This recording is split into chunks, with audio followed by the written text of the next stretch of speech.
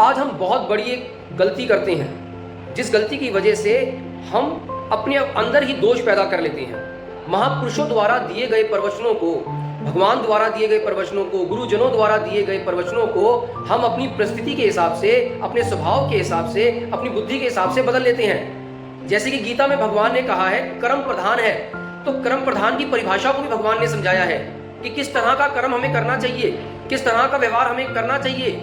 इसका मतलब ये नहीं कि हम कुछ भी कर रहे हैं वो सही है। जिसके करने से आपको तो सुख प्राप्त हो रहा है, मगर किसी को दुख प्राप्त हो रहा है, किसी के साथ गलत हो रहा है, किसी का परिवार खराब हो रहा है, तो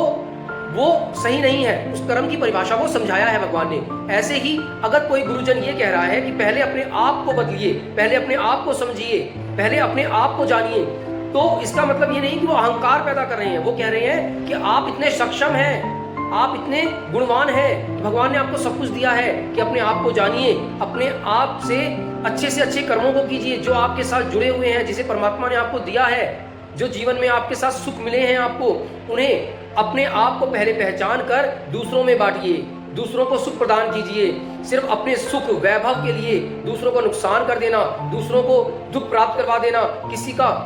नुकसान करके एक खुशी प्राप्त करना, ये नहीं कहा किसी गुरु ने। गुरु की परिभाषाओं को समझिए, गुरु के बातों को समझिए, भगवान के दिए हुए प्रवचनों को समझिए, महापुरुषों द्वारा दिए हुए ज्ञान को समझिए, उन्हें अपनी बुद्धि के हिसाब से